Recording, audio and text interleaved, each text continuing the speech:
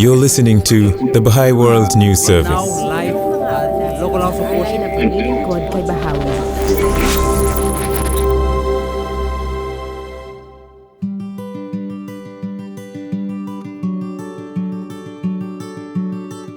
In this episode, we hear from Varka Kadem, member of the Board of Counselors in Europe. Something else that's been happening, which has been quite profound, really, which is like a rising consciousness of the needs of the population. Anissa Mazidian, a member of a Baha'i agency at the national level.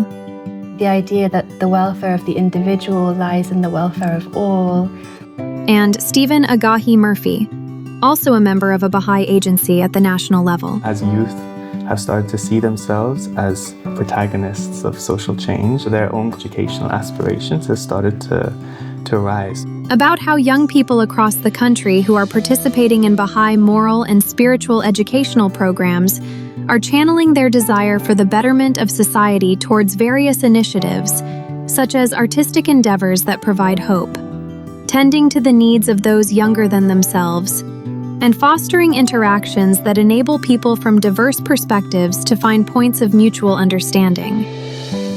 From the Baha'i World News Service, this is In Conversation, a podcast series that explores the practical application of Baha'i principles to foster vibrant communities and contribute to social progress from the grassroots to the international level.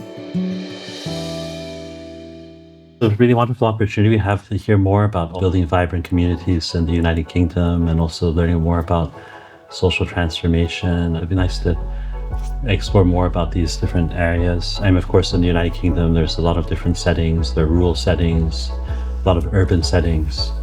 There are many other kinds of environments, both in neighborhoods, workplaces, schools. And I was thinking of a setting, which is actually it's a rural setting in the southwest of Scotland. There's only 500 people living in this village. There was already a very beautiful pattern of community life there. There was arts and crafts and music and are very much part of the culture already.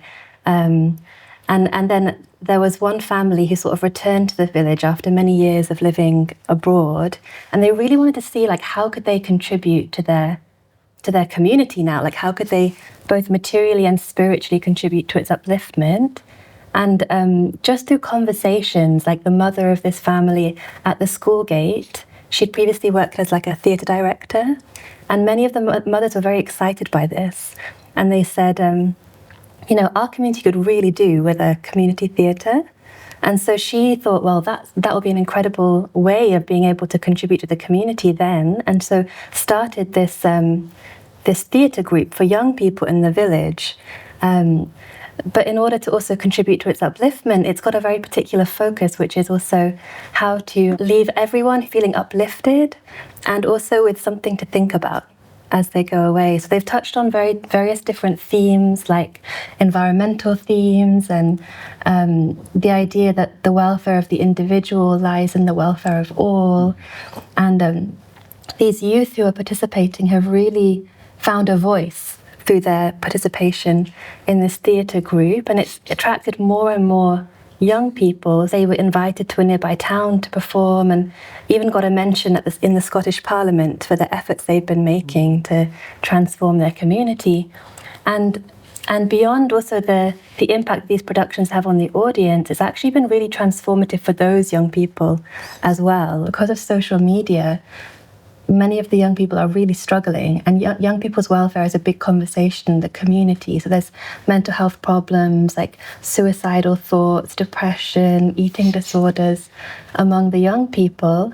But through participating in this drama group and also other activities that have also emerged that are focused on moral education within the village and all the arts and crafts that have emerged as well, young people who've been suffering and struggling have begun to see themselves in a different light. They've experienced an enormous sense of well-being and happiness. I was thinking that actually all the talents of the community have been really enriching this. All the young people, they're playing the ukulele together, the guitar. They've recently learned how to play a Peruvian drum called the cajon. And they've built them themselves, drawing on the woodwork talents within the village. Many people in the village are seeing actually transformative impact of this process that has emerged. And, local religious leaders are encouraging the effort, and parents as well. So it's been really beautiful to see also how in this rural setting, it's beginning to have this impact as well on the lives of the young people and the population as a whole. Yeah, it's very beautiful, both of these examples, just hearing also how there's an orientation towards seeing talents and capacities in people, and you really get a sense of these havens, like it's a haven and refuge for a lot of people. I was thinking of an example in Manchester. Actually, there's an urban neighborhood where there's just a group of friends who thought of offering spaces for children and youth between the ages of 12 and 15 that could come together to explore different ideas. At the heart of it was really a lot of friendship, and through this friendship, more and more families were involved. And I think also a lot of the, similar to the reality you described in the north of England, some of the families are newcomers to the country. They've come relatively recently, or maybe in the past 5-10 years. But I think through this, the children and the youth really gained a lot of confidence. And I think the parents could also see this rise in confidence among their children. There's an example of one mother, actually, in this particular neighborhood, the team then got in contact with a local sports center. They had a lot of collaboration with them.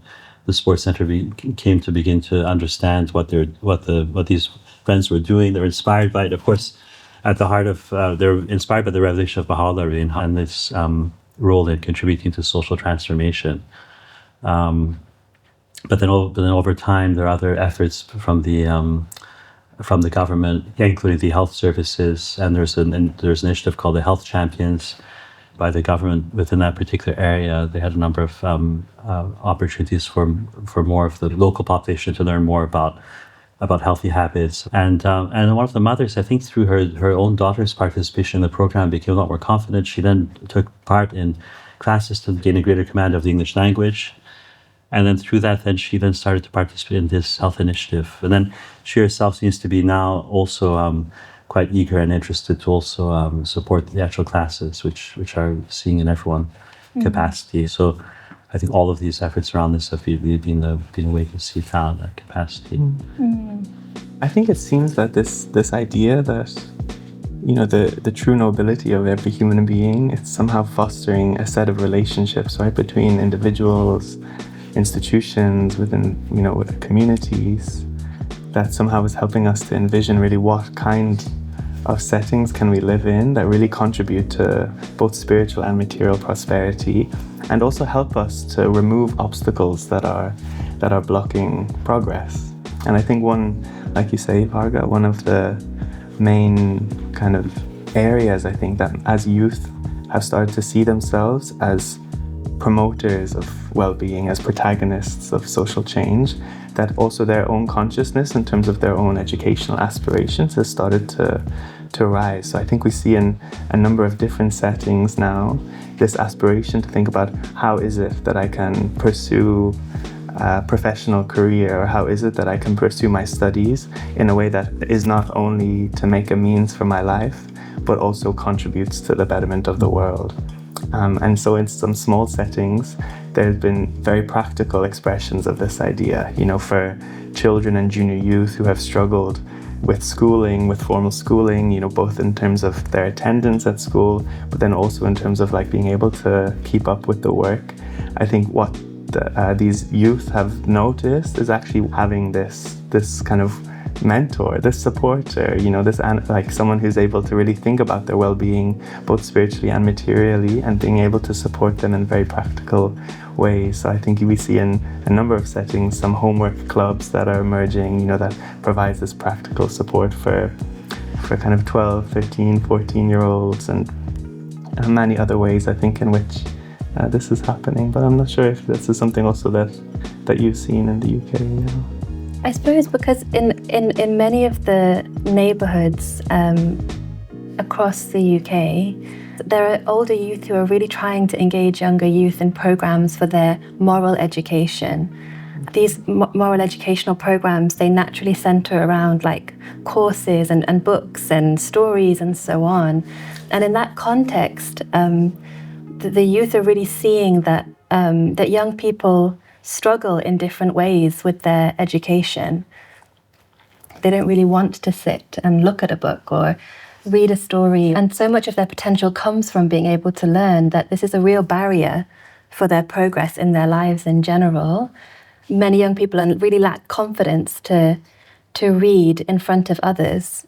But complementary to these spaces for moral education in many communities, the youth have decided to also allow to create another space where young people can come and bring different questions they have related to their schooling, whether it be their homework or preparation for exams, or and I think it's quite significant that young people are, coming to these spaces, showing a desire to learn in these spaces, and it's really a space in which they're reforging their relationship to education, and they're having the chance to kind of, through their own free will and volition, ask the questions that they have and have the support of older youth who they look up to. There's something about this thirst for knowledge, that's cultivated. As you start to think about your own sense of purpose, and that is both you're thinking about your own development, the inherent potentialities that every human being has, and really what it means to support them, but then also you're thinking about your responsibilities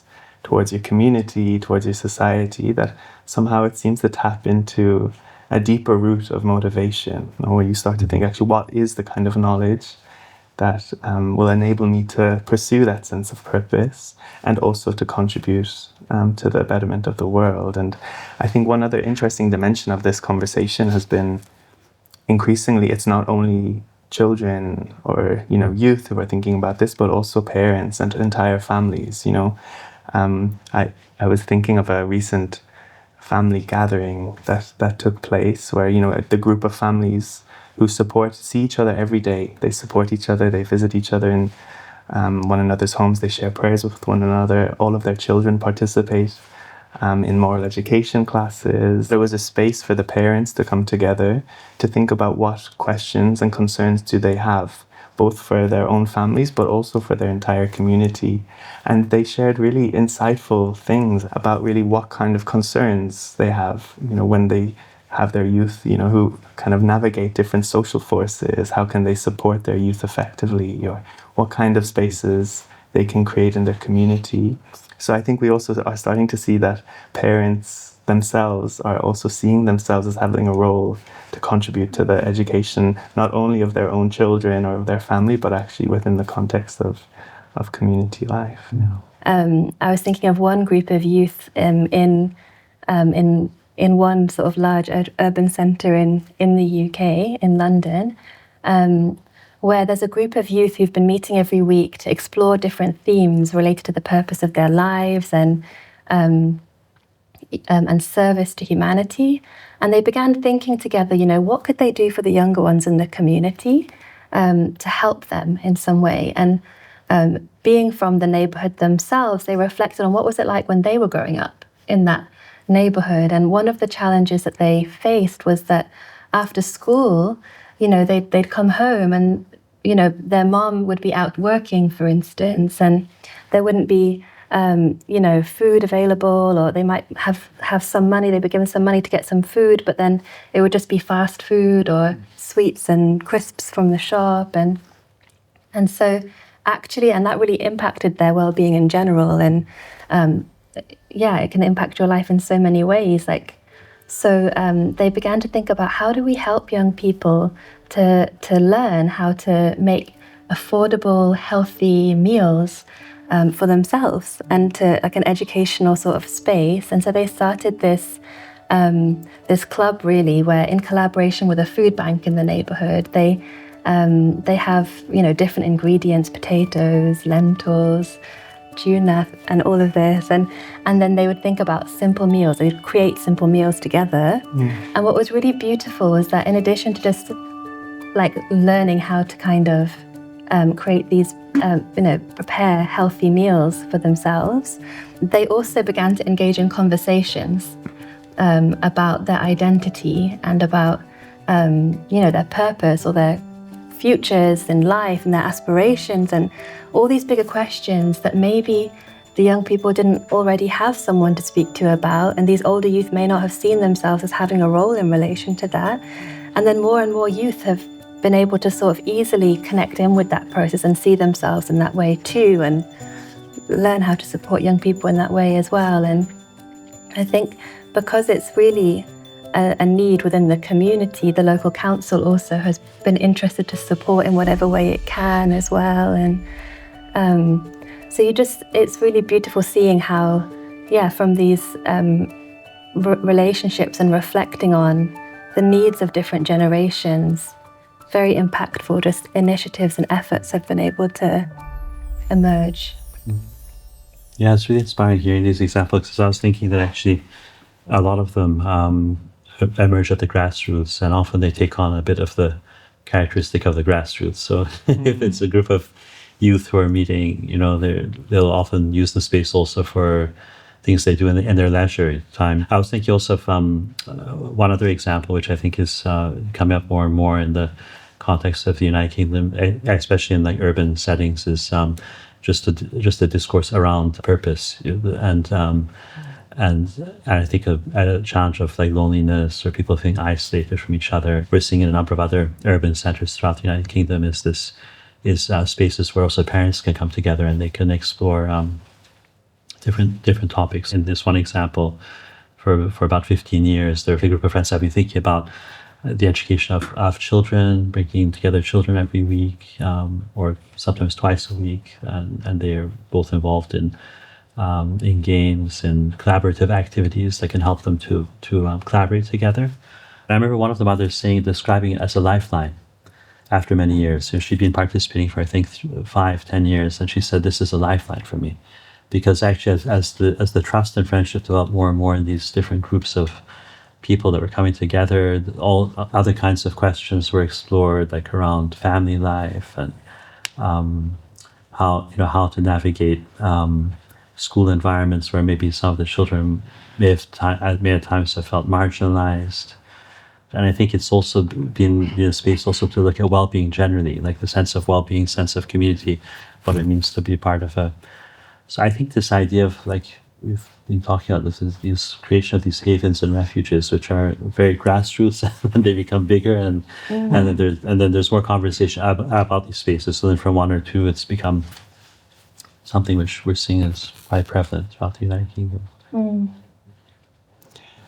All of these examples are making me kind of think of this idea that somehow, all of these strands come together to kind of weave a fabric of a new society, and these new patterns of community life that are based on these teachings of Baha'u'llah, this principle of oneness, or this principle of justice, or the equality between women and men, for example. All of these patterns of community life are helping us to envision really what is possible, both for ourselves as individuals, but also for our communities and for our society. And one thing I've been struck by has been just how much enthusiasm there is from other local organizations, national organizations, other institutions who really have these common aspirations to contribute to the progress of society, but also have questions, have faced challenges.